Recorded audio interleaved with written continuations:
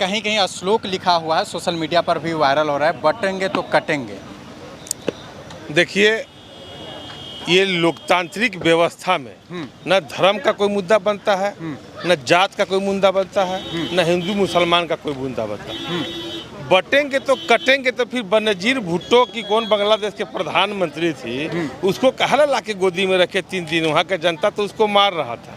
आप बोलते हैं कि बांग्लादेश घुसपैठ कर रहा है झारखंड में। अरे आपको तो चूल्हू भर पानी में डूब के मर जाना चाहिए कि देश का प्रधानमंत्री, देश का गृह मंत्री माटी बेटी रोटी का बात करता है कि झारखंड राज्य भी भारत देश में ये इतना समझदारी नहीं है।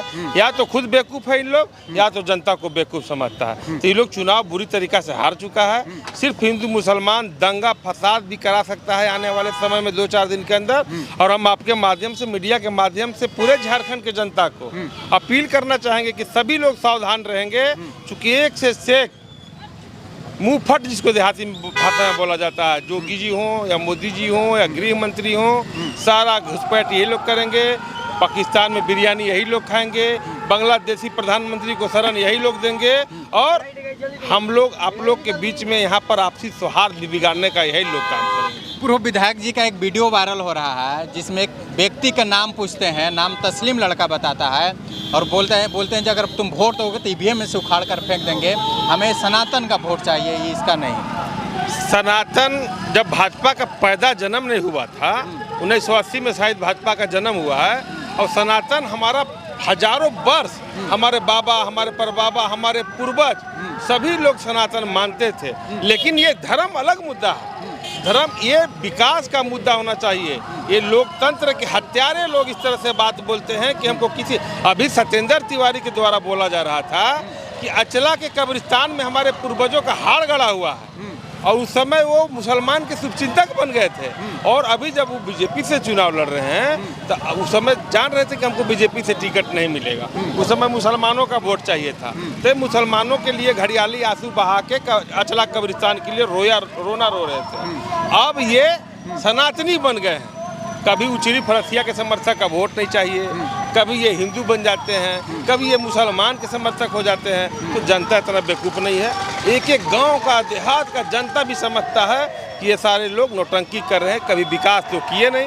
विकास की आंधी का लहर ऐसा चला है कि आप देख रहे हैं कि एक तरफ प्रधानमंत्री का प्रोग्राम, अब एक तरफ कल्पना सोरेन का प्रोग्राम, एक तरफ 10 विधानसभा का प्रोग्राम, और साथ में बीजेपी शासित राज्य आपका बगल में गढ़वा में प्रोग्राम प्रधानमंत्री का इसलिए कराया गया था कि ये 3 राज्य से जोड़ता है, और तीनों जगह बिहार, उत्तर प्रदेश और छत्तीसगढ़ बीजेपी शासित राज्य है। और वहाँ से लोगों को ला के भीड़ इकट्ठा करके, और मिथिलेश ठाकुर पूरे पलामू प्रमंडल में इतना भारी पड़ रहे हैं कि ये आरएसएस वाले, ये भाजपा के सर्वेयर, ये टेक्निकल सेल, सारे लोग, और ये जो हेमंता बिस्वा शर्मा, जो फलाना ढमकाना जो झारखंड में ला के डेरा जमाए हैं, ये सारा लोग प्रायोजित किए कि हम गढ़वा में ही कार्यक्रम करेंगे। तो पूरा गढ़वा नहीं, पूरे पलामू प्रमंडल खिसकने वाला है।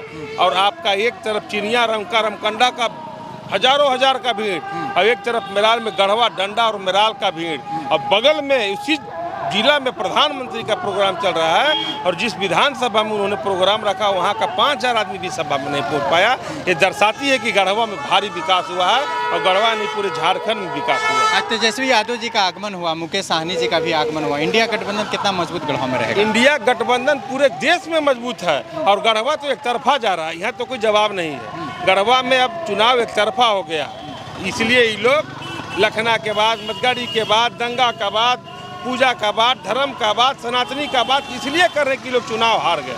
बीजेपी के मेन लीडर टूटकर आज जेमे में शामिल हो रहे हैं, इसका क्या संकेत है? देखिए, झारखंड में बीजेपी के जितने भी लोग हैं, बीजेपी के पास कोई कार्यकर्ता है, न संगठन है, न प्रत्याशी है। आप सरायकेला में देख लीजिए, जेएमएम का प्रत्याशी घाटशिला, उनके बेटा बाबूलाल सोरेन, बोरियो, लेविन हेम्ब्रम, जामताड़ा सीता सोरेन, जगन्नाथपुर गीता कोड़ा। तो इस तरह से पूरे देश के सबसे बड़ी पार्टी 68 सीट पर चुनाव लड़ रही है। झारखंड मुक्ति मोर्चा के सारा प्रत्याशियों को चुनाव लड़ा रही है भाजपा। 65 पार का नारा लग रहा है। 65 पार तो लड़ ही रहे हैं, 65 तो लड़ ही रहे हैं, तो 65 पार का नारा क्या लगाएंगे? ये लोग नौटंकी कर रहे हैं, सबको जनता समझ रही है सारी भली भांति।